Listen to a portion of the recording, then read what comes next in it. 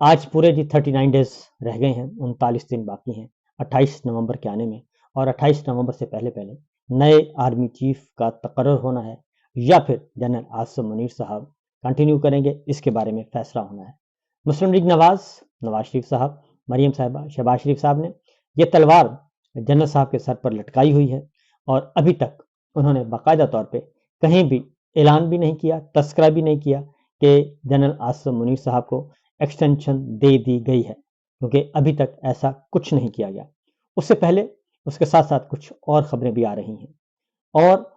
پھر جو طرفدار ہیں، جو بظاہر انٹائی اسٹیبلشمنٹ سمجھے جاتے ہیں، اور بظاہر یہ سمجھا جاتا ہے کہ بڑے ہی وہ مخالفین ہیں ملٹری اسٹیبلشمنٹ کے، لیکن حقیقت میں وہ انہی کے ماؤتھ پیس ہیں، اور ان کے ذریعے سے ایسے نام جن کے بارے میں آپ سوچ نہیں سکتے، ان کے ذریعے سے کچھ دھمکیاں بھی دی جا رہی ہیں، اور خبروں کی صورت میں دھمکیاں دی جا رہی ہیں کہ جناب دیکھیں، اگر یہ معاملات اسی طرح چلتے رہے اور چیزوں کو نہ سنبھالا گیا اور یہ نہ ہو گیا اور اگر وہ نہ ہوا تو پھر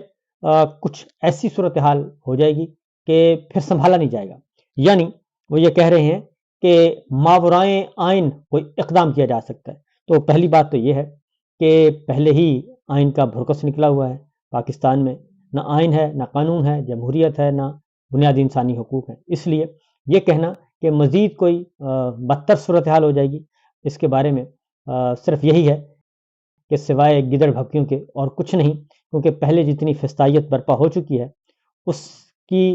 یہ ایسی فسطائیت ہے جو کہ جنرل یحییٰ کے دور میں دیکھی گئی تھی، اور شاید اسی لیے غصہ بھی آتا ہے جب یحییٰ خان سے مماثلت پیدا کرنے کی کوشش کی جاتی ہے، تو پھر وہ کہتے ہیں کہ یہ یحییٰ خان کا نام ہمارے سامنے نہ لیا جائے۔ لیکن حقیقت یہی ہے کہ پچھلے 3.5 سالوں میں وہ سب کچھ ہو گیا